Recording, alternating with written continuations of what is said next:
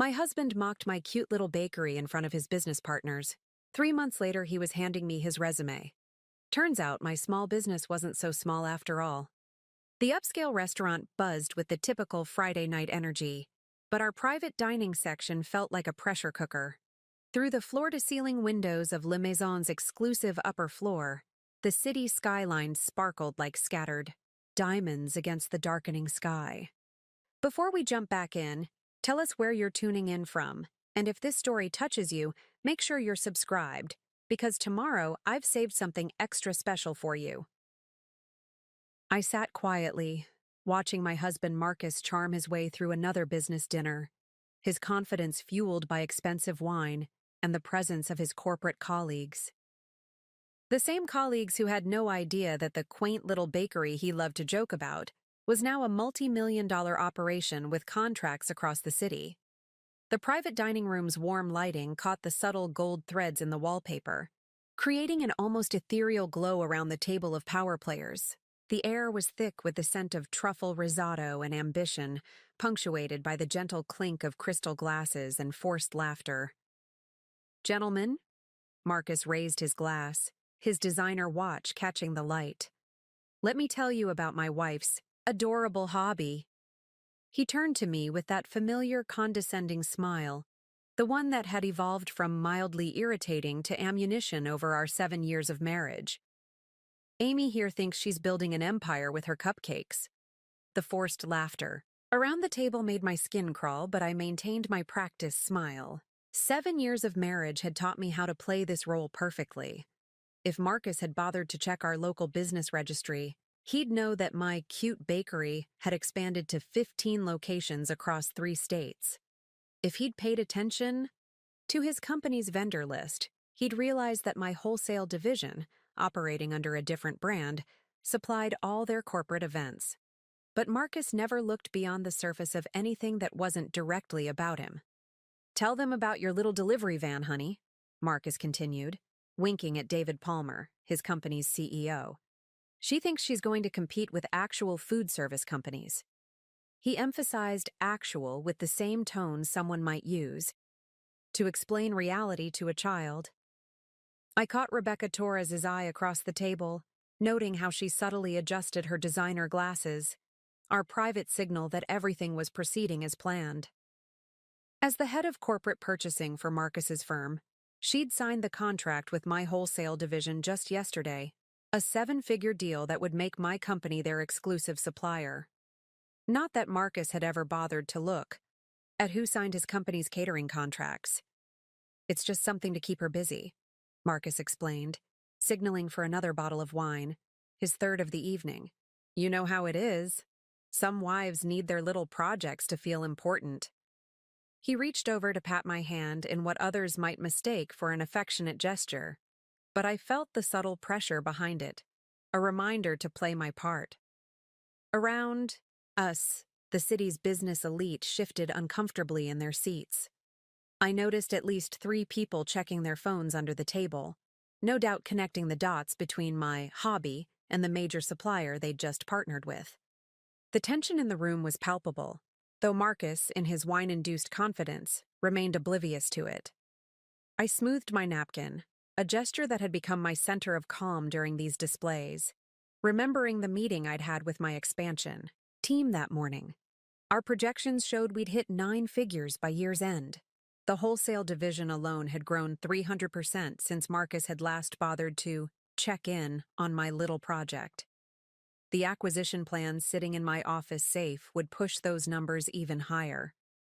"She even has business cards," Marcus chuckled, pulling one from my purse without asking, a habit he'd developed that perfectly exemplified his attitude toward boundaries. "Chief Executive Baker. Isn't that precious?" He flashed the card around the table like a magician revealing a particularly amusing trick. What Marcus failed to notice was the small Holdings Group text beneath my bakery's logo, or the fact that my business card was printed on the same premium stock used by Fortune 500 companies.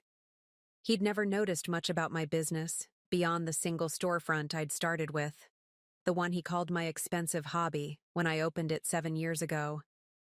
The secret to a happy marriage: Marcus continued, his words slightly slurred as he leaned in conspiratorially toward David Palmer, is letting your wife think she's a businesswoman while you handle the real work. Right, honey? He turned to Atsi, me with that familiar patronizing smile that had cost him more than he could imagine. I took a deliberate sip of water, catching Rebecca's subtle headshake. The timing of tomorrow's announcement couldn't have been better. In less than 12 hours, Marcus would discover exactly what kind of businesswoman he'd been mocking all these years. My phone buzzed silently in my lap. Another update from my legal team confirming everything was in place. The corporate acquisition papers were ready, the press release drafted, and the new management structure approved by the board. Sometimes the sweetest victories are the ones you have to wait for, and this one was nearly ready to serve. As I watched Marcus pour himself another glass of wine, I couldn't help but think how fitting it was that a man who built his career in corporate consulting had failed to consult the most important business document of all, his own company's vendor list.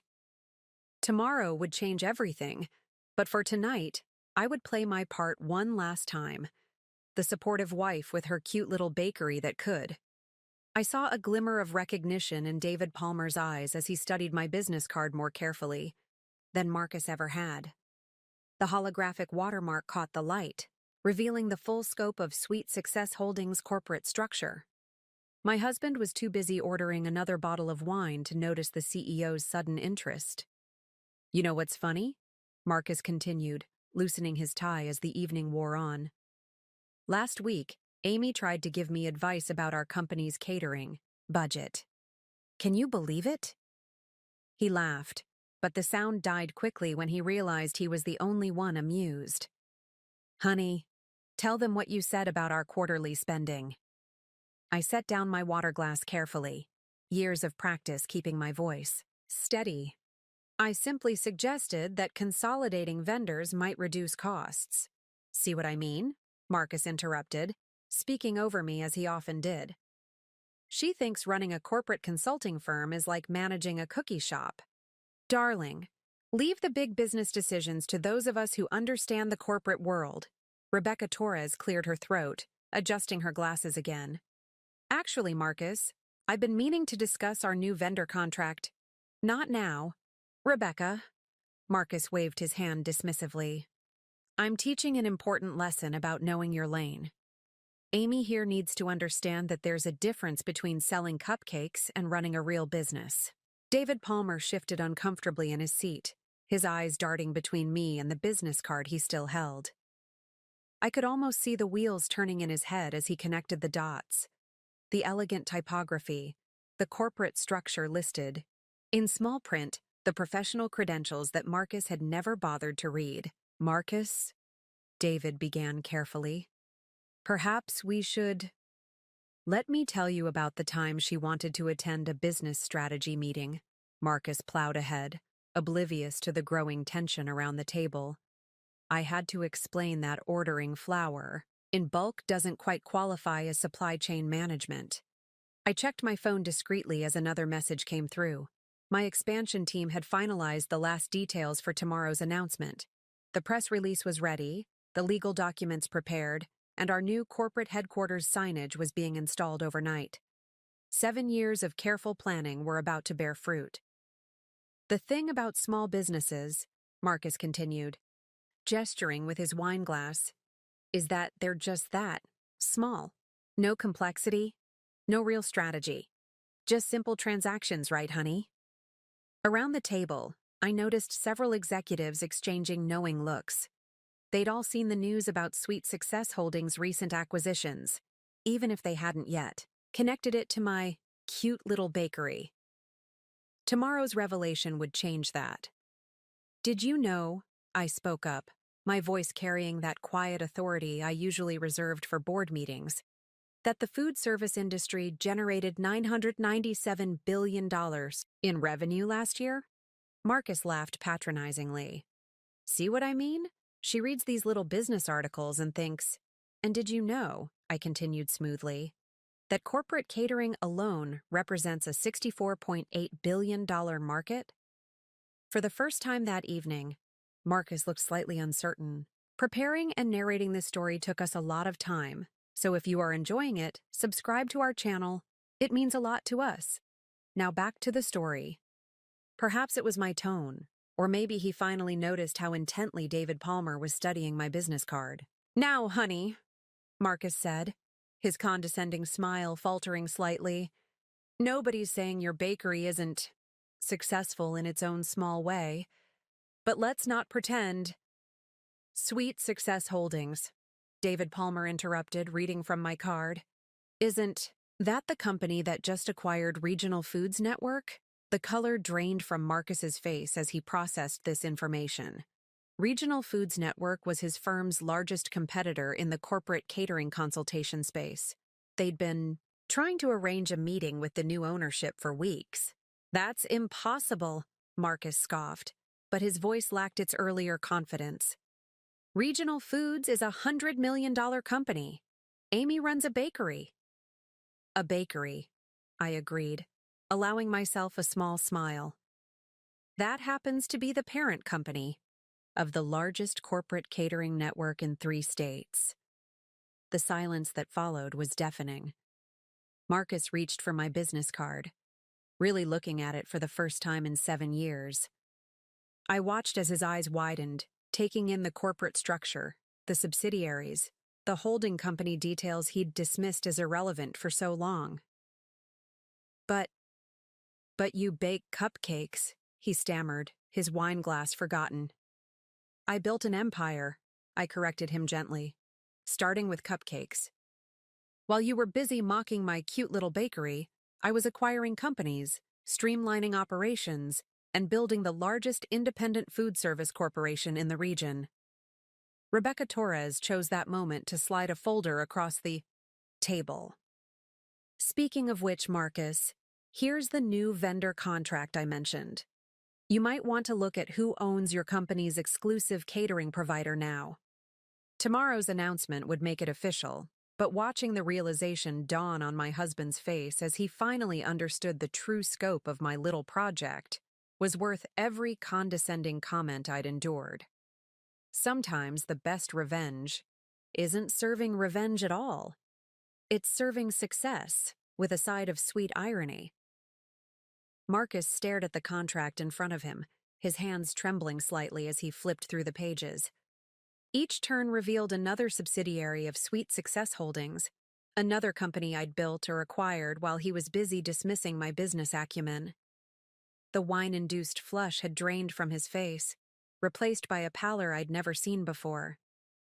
"This is..." He swallowed hard, looking up at me with new eyes. "This is $1 billion corporation." $1.2 billion, actually," I corrected him gently, "after the Regional Foods acquisition." I turned to David Palmer, who was watching the scene unfold with poorly concealed fascination. "I apologize for not being more transparent earlier, David, but I wanted to ensure the merger was finalized before making any announcements." The corporate dining room had grown so quiet you could hear the ice settling in water glasses. Every executive at the table was now openly staring at their phones, no doubt Googling Sweet Success Holdings and discovering just how far my cute little bakery had come. "But you've been working out of that small storefront," Marcus protested. "Weekly. I've seen it. It's just a neighborhood bakery." Rebecca Torres cleared her throat. "That location is actually listed in industry publications as one of the most successful examples of a CEO maintaining direct market connection. Staying close to your roots while building an empire. It's been written up in Harvard Business Review." Marcus's head snapped up. "Harvard Business? Amy, you said that subscription was for baking magazines." "I never said that," I corrected him. "You assumed it was for baking magazines, just like you assumed I was just running a bakery. You never asked about the other 14 locations, the distribution centers, or why I needed a corporate legal team." "A corporate legal..." Marcus loosened his tie further, looking like he might need air. "The law firm you said was helping with recipes?" "Mergers and acquisitions, actually. Though we do have an excellent intellectual property division for protecting our recipes." I smiled at David Palmer. Which reminds me, David, we should discuss your company's position after tomorrow's announcement. Marcus's head whipped between David and me. What announcement?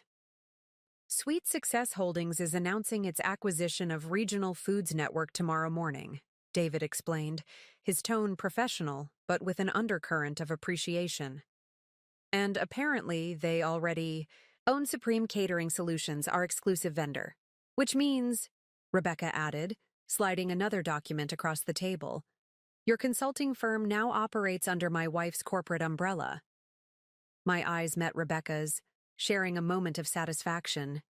Our marriage had been a carefully guarded secret in business circles, much like my corporate empire. Marcus's jaw dropped as he looked between Rebecca and me. You two are married? Yes, Rebecca confirmed. Not all wives are interested in being just wives, Marcus. The implications were finally sinking in. His company's largest competitor and exclusive vendor were now both owned by his wife's corporation. The cute little bakery he'd mocked for 7 years had quietly grown into a corporate giant that could determine his professional fate. Why didn't you tell me? Marcus's voice was barely a whisper. I tried, Marcus. Every time I brought up business expansion, you told me to focus on frosting techniques. When I mentioned market analysis, you patted my head and said to leave the big business to you. When I suggested corporate restructuring, you laughed and asked if I was rearranging the display case. David Palmer stood, straightening his jacket. I believe tomorrow's announcement will make things clear. Amy, or should I say Ms. Sullivan, we should discuss the future of our corporate partnership soon. My office? I suggested. The real one, not the bakery. Marcus's head snapped up. Real office? Sweet Success Tower, Rebecca supplied. The 40-story building downtown with the rooftop garden, though the bakery does make an excellent cover for high-level meetings. Nobody suspects major corporate deals are being made over cupcakes. I stood, smoothing my dress. Marcus, dear, I believe you have some thinking to do. About business, about assumptions, and about what it means to be just anything. I turned to the group. If you'll excuse me, I have a press conference to prepare for. As I walked away from the table, I heard Marcus ask in a dazed voice, She has a press conference? Of course, David replied. Regional Foods Network's acquisition is big news, though probably not as big as the news that the city's fastest-growing corporation is run by someone you dismissed as a simple baker. The sweet taste of success, I've found, is best served with a side of humble pie. The next morning, I sat in my corner office on the 38th floor of Sweet Success Tower, watching the sunrise paint the city skyline in shades of gold and promise. The press conference was scheduled for 9 a.m., but the business world was already buzzing with speculation about the Regional Foods acquisition. My phone hadn't stopped buzzing since I'd arrived at 6 a.m. Marcus had called 17 times, each call going straight to voicemail. He'd also sent 32 texts, ranging from apologetic to desperate as the reality of his situation sank in. The media teams are ready, my executive assistant Jennifer announced, entering with her trademark. Efficiency. CNBC, Bloomberg, and the Wall Street Journal are all set up in the conference room. They're particularly interested in the local bakery to billion-dollar empire angle. I smiled, remembering Marcus's words from just last week. Honey, maybe you should stick to what you know. Nobody cares about a little bakery story. Ms. Sullivan, Jennifer continued, a slight smirk playing at her lips. Your husband is in the lobby, again. Security says he's been there since 7 a.m., showing everyone his driver's license to prove he's married to you. How the tables turn, I mused, adjusting my blazer. What's he saying? Mostly that there must be some mistake. That his wife runs a bakery, not a corporation. Though he did get quite excited when he saw your name on the building. The Sweet Success Tower lobby featured a wall of achievements, chronicling our growth from a single bakery to a corporate empire. Marcus would be seeing for the first time The business awards, the magazine covers, and the acquisition announcements. He'd dismissed as cute little write-ups about your cookies over the years. The board of directors has arrived for the pre-announcement meeting, Jennifer added, including Mrs. Torres Martinez. Rebecca had been my rock through all of this, both as my wife and as a key player in our corporate strategy. We'd met at a business conference 5 years ago, the same conference Marcus had laughed at me for attending, saying I was playing at being a businesswoman. Send Marcus up, I decided. It's time he saw what his little baker has been building. When the elevator doors opened, Marcus stepped out looking like he hadn't slept. His usually immaculate suit was wrinkled, his hair disheveled. The confident swagger from last night was gone, replaced by wide-eyed disbelief as he took in my executive floor. Amy, he breathed, staring at the wall of business magazine covers featuring my face. What? How? Welcome to my office, Marcus. The real one. I gestured to the sprawling space with floor-to-ceiling windows. A bit different from the bakery's back room, isn't it? He wandered in like a man in a dream, taking in the executive suite that was larger than our first apartment. His eyes landed on the scale model of our new corporate campus, currently under construction. All this time, he whispered, when you were working late at the bakery. Board meetings, I supplied. Merger negotiations, strategy sessions. The bakery's kitchen makes an excellent cover for high-level corporate discussions. Nobody suspects major deals are being made over coffee and croissants. But why didn't you tell me? His voice cracked slightly. I'm your husband. I tried, Marcus. For 7 years I tried. But you were so convinced you knew exactly what I was capable of, or rather, what I wasn't capable of, that you never actually listened. Rebecca chose that moment to enter, her presence commanding. As always. The board is ready, Amy, and the press is getting eager. Marcus's eyes widened further as he looked between us. You two know each other? Oh, honey. I couldn't help but smile. Rebecca isn't just my board member, she's my wife. The color drained from Marcus's face as the implications hit him. All those dinner parties where he'd dismissed both. Our business acumen. All those times he'd mocked our little jobs while bragging about his corporate conquests. You're married? He stammered. But what about? Our marriage ended 2 years ago, Marcus, I said gently. The papers you signed without reading? They weren't for a new bakery location. His legs seemed to give out as he sank into one of my visitor chairs. I don't understand. None of this makes sense. You bake cupcakes. I built an empire, I corrected. Him. One that now owns your company, by the way. Which brings us to why you're here. Marcus stared at the manila envelope I placed on my desk, his hands trembling slightly as he reached for it. What's this? Your company's new management structure, I replied, watching him pull out the documents. As of this morning's announcement, your consulting firm operates under the Sweet Success Holdings umbrella, which means some changes are in order. The morning sun streamed through the floor-to-ceiling windows, illuminating the city sprawling below us. 7 years of watching Marcus underestimate me had led to this moment. The press conference would begin in 20 minutes, but first he needed to understand exactly what his years of condescension had cost him. You're demoting me? His voice cracked as he scanned the papers. Actually, I'm offering you a chance to keep your job, I corrected him, though not as CEO. That position will be filled by someone who actually reads contracts before signing them. Rebecca stepped forward, her heels clicking purposefully on the marble floor. We've reviewed your company's performance over the past 5 years, Marcus. The numbers are less than impressive. The irony, I added, unable to resist, is that if you'd listened to my suggestions about vendor consolidation and supply chain management, you know, the ones you laughed off as cute little bakery talk, your company might not have been so vulnerable to acquisition. Marcus loosened his tie, looking lost in my expansive office. But you're a baker. I'm a CEO who happens to love baking, I corrected him. Just like I'm a corporate strategist who enjoys creating new recipes. One doesn't negate the other, Marcus.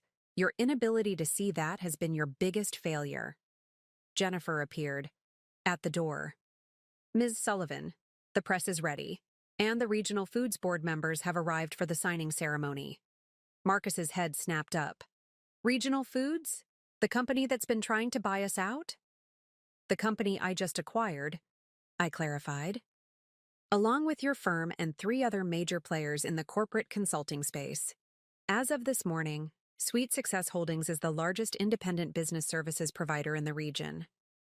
All those times you were at the bakery, Marcus whispered. I was building this, I gestured to the empire around us. Every time. You mocked my little business meetings at the bakery, I was negotiating multi-million-dollar deals. While you were laughing about my cookie sales, I was orchestrating corporate takeovers. The bakery wasn't just a business, Marcus. It was the perfect cover for building something bigger. Rebecca checked her watch. Amy, we should head to the press conference. The market's open in 30 minutes. I turned back to Marcus, who was still staring at the organizational chart showing his new position, several levels below his former role. You have a choice to make, I told him. You can either accept the position offered under new management, or you can resign. Either way, the company you've been running is now mine. You planned this, he said slowly, realization dawning. All those years of letting me think you were just a baker? I smiled. No, Marcus. You chose to think that. I just chose not to correct you. Sometimes the best strategy is letting people underestimate you. The door opened again, and David Palmer entered with several board members. Amy, the media's asking about the integration. Timeline for the acquired companies. Tell them we'll address that during the Q&A, I replied, gathering my notes for the press conference. Oh, and David, please show Marcus to HR if he decides to accept the new position. He'll need to fill out quite a bit of paperwork. As I headed toward the door, Marcus called out, Amy, wait. All those business dinners where I talked down to you were being watched by the very executives you were trying to impress. I finished for him. Funny how things work out, isn't it? The wife you thought needed business explained to her now owns your company. I paused at the door, turning back one last time. You know what the secret to success is, Marcus? It's not about who speaks the loudest or brags the most. It's about building something solid, brick by brick. Or in my case, cupcake by cupcake, while everyone else underestimates you. The morning sun caught the gold lettering on my office door as I walked out. Amy Sullivan, CEO, Sweet Success Holdings. Below it, in smaller text, was the line that had been there since day one, the one Marcus had always found so amusing. Every empire starts with a single cupcake. As I stepped onto the stage for the press conference, cameras flashing and reporters calling my name, I couldn't help but smile. Sometimes the biggest success stories start with the smallest beginnings, and the sweetest revenge is serving it with a side of humble pie. 3 months later, I sat in the same office, reviewing our quarterly reports. Marcus had accepted the position, several rungs down the corporate ladder, and was finally learning what it meant to work for someone who understood both business and baking. The press had dubbed our acquisition the Cupcake Conquest, and business schools were already writing case studies about the bakery that became a billion-dollar empire. Just a baker? Rebecca smiled, bringing me my afternoon coffee. I think not. I picked up the day's paper, featuring our latest headline. Sweet Success Holdings announces global expansion. Below it was a photo of me in my original bakery, the place where it all began, and where Marcus had made the mistake of underestimating exactly what a little bakery could become. The Forbes interviewer adjusted her recorder as I showed her around my original bakery location. 6 months had passed since the acquisition announcement, and the media's fascination with the cupcake queen of corporate America hadn't waned. "So this is where it all started?" she asked, taking in the cozy space with its display cases full of artisanal pastries. The morning rush had just ended, leaving the air thick with the scent of fresh bread and possibility. "Right here," I confirmed, running my hand along the well-worn counter. Though Marcus used to call it my expensive hobby. I couldn't help but smile at the irony. The same counter where he'd once mocked my business aspirations now hosted meetings with international investors. The bell above the door chimed, and speak of the devil, Marcus walked in. He'd traded his designer suits for the company's standard business casual attire, appropriate for his new middle management position. The past 6 months in his reduced role had changed him, humbled him in ways I never expected. Quarterly. "Reports are ready for review," he said, holding up a folder. Then, noticing the interviewer, he started to retreat. "Sorry, I didn't realize you were in a meeting."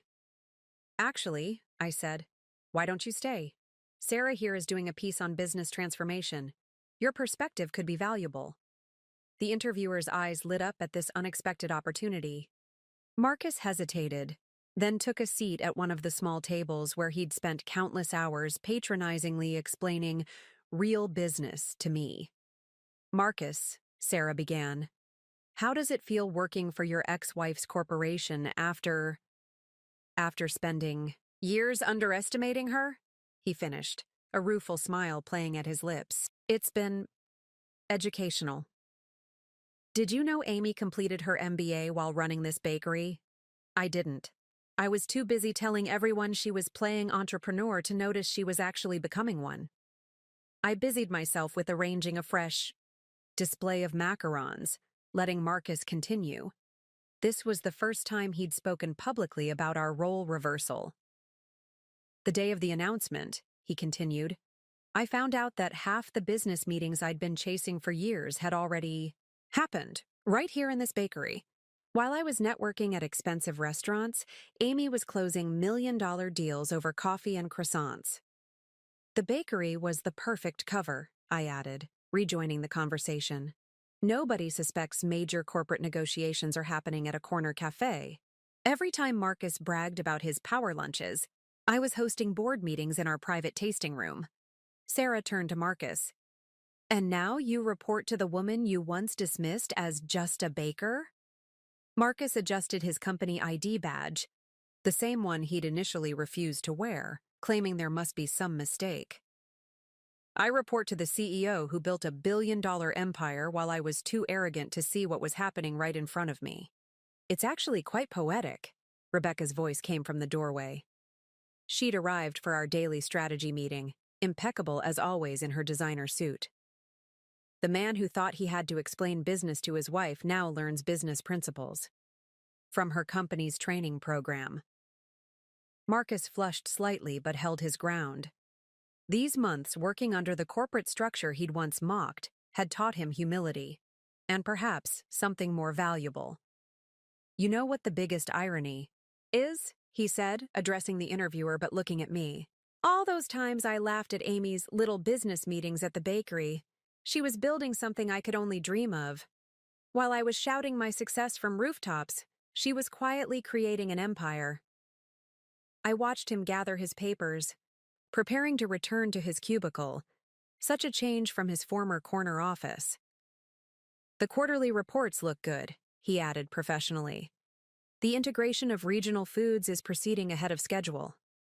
As he left, Sarah turned to me. "That must be satisfying having him work for you now." I considered her question as I pulled a fresh batch of my signature lavender macarons from the kitchen. "The satisfaction isn't in having him work for me," I replied. "It's in finally being seen for who I've always been. Not just a baker, not just a wife, but a businesswoman who understood that the sweetest success comes to those who let others underestimate them." Rebecca smiled, helping herself to a macaron. Though the look on his face when he realized his little baker wife owned his company was pretty satisfying too. The interview continued as the afternoon sun streamed through the bakery's windows, illuminating the space where I'd built my empire one cupcake at a time. On the wall, framed next to our first dollar, hung the business card Marcus had once mocked. Chief Executive Baker, now a badge of pride rather than a source of condescension. Sometimes the best revenge isn't about getting even. It's about rising above, building something extraordinary, and letting success speak for itself. Though watching your doubters eat humble pie certainly adds a sweet finishing touch. 1 year after the acquisition that shook the business world, I stood at the podium in Harvard Business School's largest auditorium. The room was packed with MBA students and faculty, all eager to hear about the cupcake strategy that had become a case study in corporate stealth expansion. The key to building an empire, I began, catching sight of Marcus in the back row. He'd asked to attend today's lecture. Isn't always about being the loudest voice in the room. Sometimes it's about letting others underestimate you while you quietly build something extraordinary.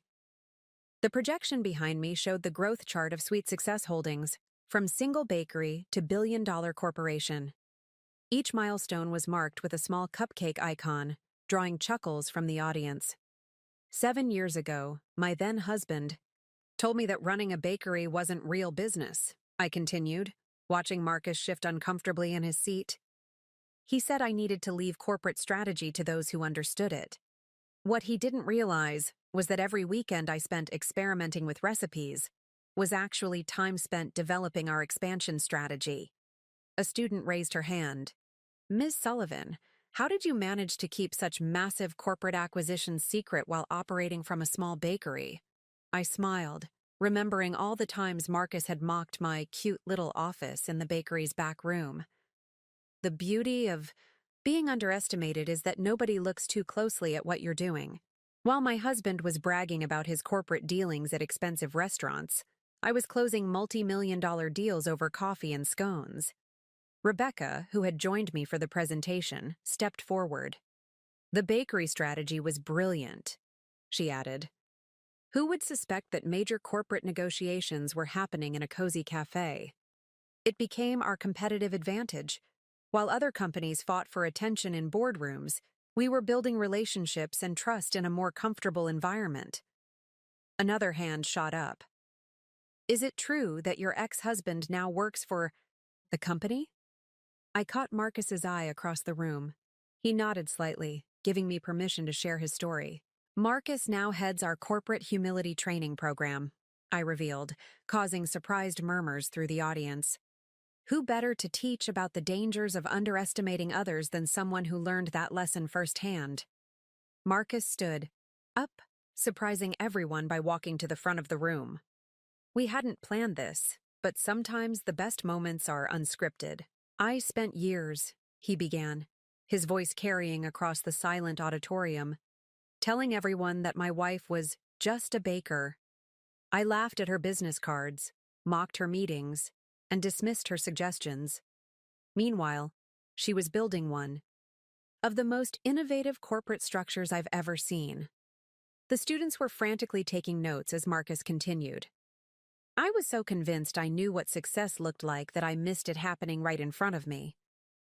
While I was trying to impress people with my corporate title, Amy was quietly acquiring companies that would eventually include my own, the site.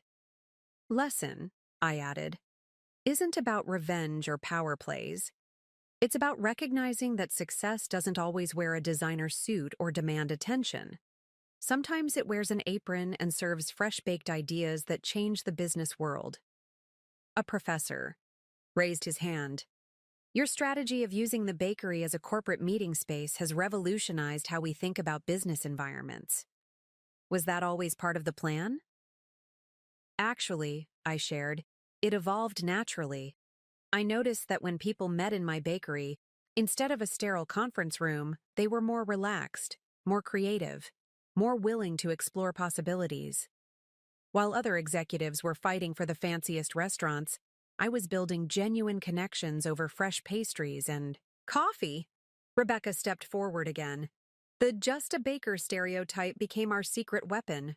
Nobody suspected that the woman in the apron calculating ingredient costs was actually calculating corporate acquisitions.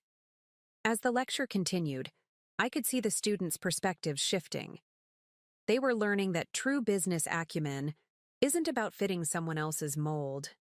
It's about finding your unique advantage and having the courage to build something authentic. Last week, I concluded, Sweet Success Holdings announced its international expansion. The small bakery that my ex-husband once called a cute hobby now employs over 10,000 people across 3 continents. And yes, we still serve the best cupcakes in town. The applause was thunderous, but the most meaningful response came from Marcus, who had tears in his eyes as he rejoined me at the podium. I used to think I needed to teach Amy about business, he admitted to the crowd. Turns out, she's teaching all of us about what business can be. As we left the auditorium, a young woman stopped me. Ms. Sullivan, your story gives me hope. My family thinks my small flower shop is just a hobby. I smiled, remembering my own journey. There's no such thing as just anything, I told her. Every empire starts somewhere. Mine started with cupcakes. Where will yours begin? 18 months after the acquisition that changed everything, I stood in my original bakery kitchen, preparing for a very special event. The warm aroma of vanilla and success filled the air as I put the finishing touches on a cake that represented everything my journey had become. Is everything ready? Rebecca asked, entering through the back door that had once been my secret passage to corporate meetings. She was carrying the latest copy of Fortune magazine, the one with my face on the cover, titled, From Cupcakes to Corporate, How One Woman's Little Bakery Changed Modern Business. Almost, I replied, adding the final golden details to the cake. How's the setup going next door? Next door was now Sweet Success Institute, a business incubator I'd created specifically for underestimated entrepreneurs. The space that Marcus had once dismissed as a waste of good retail frontage now housed dozens of small business owners building their own empires. The graduates are getting nervous, Rebecca smiled. It's not every day they present their business. Plans to the CEO who turned a bakery into a billion-dollar corporation. Today marked the first graduation ceremony of our Hidden Giants program, an intensive business development course designed specifically for entrepreneurs who'd been told their dreams were too small or just hobbies. Marcus appeared in the doorway, looking different than he had during his corporate consulting days. The designer suits were gone, replaced by casual business wear and an authentic smile. His role as head of our humility training program had transformed him as much as it had our corporate culture. The press is here, he announced. They're particularly interested in interviewing the flower shop owner who's now running a nationwide sustainable agriculture program. I smiled, remembering the young woman who'd approached me after my Harvard lecture. She'd taken our program's lessons about hidden potential and quiet growth to heart, turning her cute little flower shop into a revolutionary force in sustainable farming. You know what's funny? Marcus said, helping me box up the celebration cake. I remember standing in this exact spot, telling you that real business happens in boardrooms, not bakeries. Now Fortune 500 CEOs wait months for a chance to have a strategy session here. The bakery's private tasting room, once my covert corporate command center, had become the most exclusive meeting space in the business world. There was now a 6-month waiting list for what we called our cookie conferences. High-level business meetings conducted over fresh pastries and coffee. The best part, Rebecca added, is that half of them don't even realize they're meeting. In the same room where we planned the regional foods acquisition, I carried the finished cake through to the Institute's main hall, where 50 graduates waited to present their business plans. Each of them had a story similar to mine. Small business owners with big dreams, entrepreneurs whose ideas had been dismissed or underestimated. Before we begin, I addressed the crowd, I want to share something with you. This cake isn't just for celebration, it's a reminder. The sugar flowers represent growth, the golden details represent value, and the seemingly simple structure holds layers of complexity. Just like each of your businesses. Marcus stepped forward, no longer the condescending husband, but a humbled ally in our mission to change business culture. When Amy first told me about this institute, I thought she was being too optimistic. I said, "Not everyone can turn a bakery into a corporate empire." But looking at all of you today, I realize I'm still learning not to underestimate people. One by one, the graduates presented their plans. There was a dog walker who'd developed an AI-powered pet care network, a house cleaner who'd created an eco-friendly cleaning products corporation, and a gardener who'd invented a revolutionary urban farming system. You see, I concluded as the presentations ended, there's no such thing as just a baker or just a dog walker or just anything. Every business, every dream has the potential to change the world. Sometimes the biggest ideas come in the smallest packages, or in my case, in a cupcake wrapper. As we celebrated with cake and coffee, I caught sight of my original Chief Executive Baker business card, now framed on the Institute's wall of inspiration.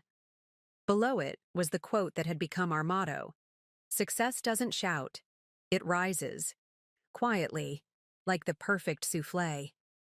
Marcus joined me in admiring the wall.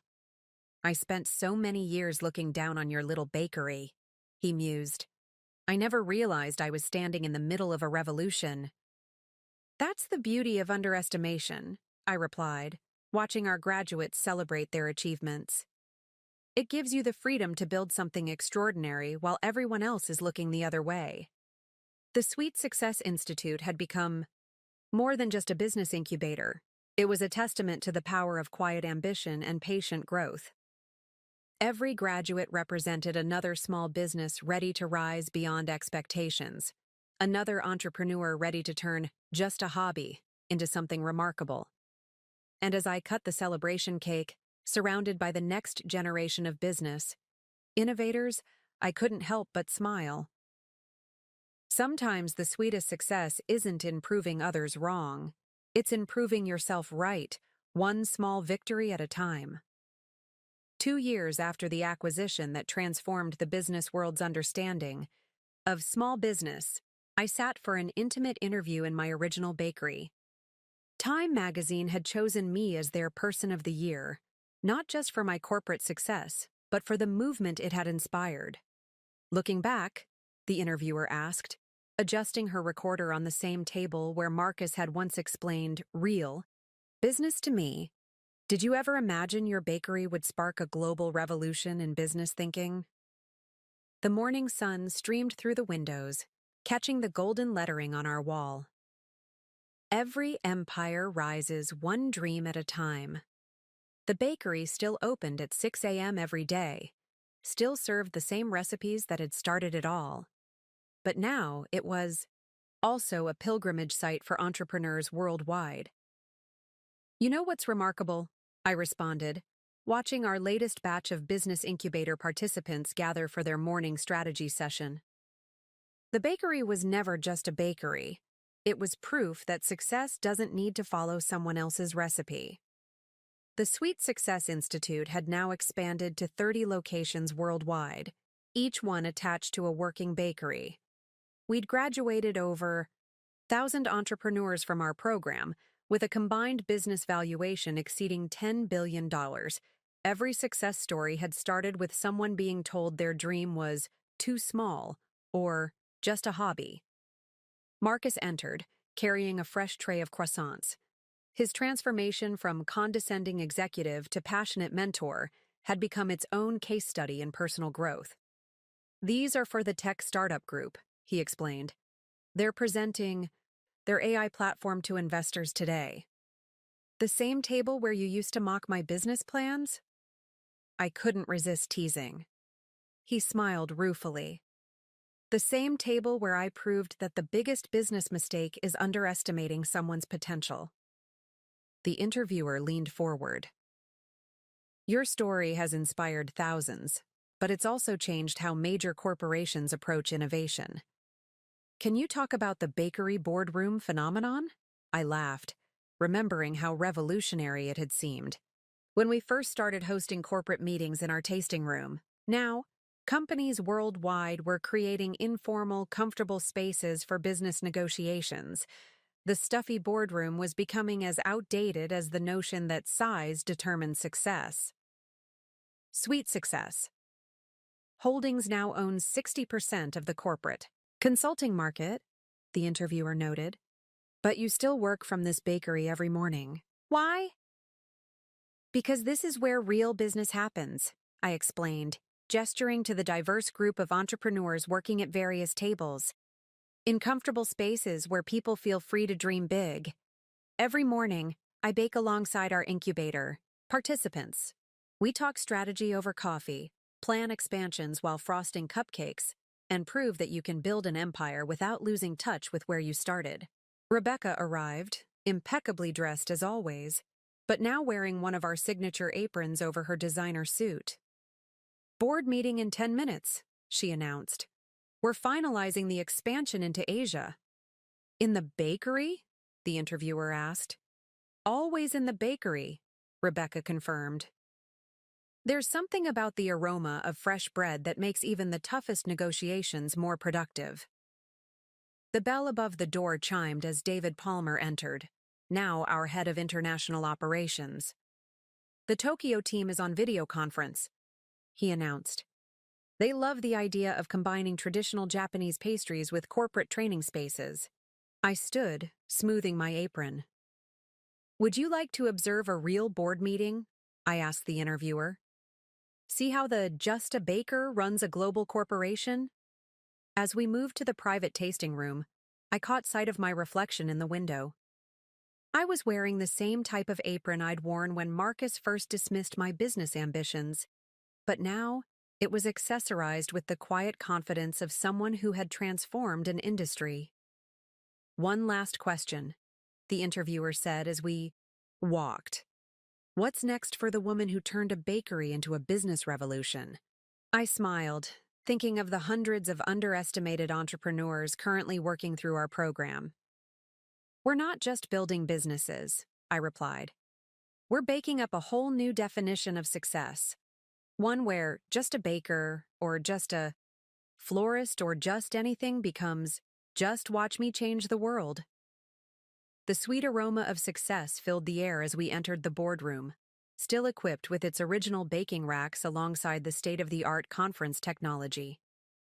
Here, where Marcus had once laughed at my business cards, global strategies were now shaped, and futures were baked into reality. Sometimes the biggest dreams rise from the smallest beginnings, and sometimes being underestimated is the secret ingredient in the recipe for success. Up next, you've got 2 more standout stories right on your screen. If this one hit the mark, you won't want to pass these up. Just click and check them out. And don't forget to subscribe and turn on the notification bell so you don't miss any upload from us.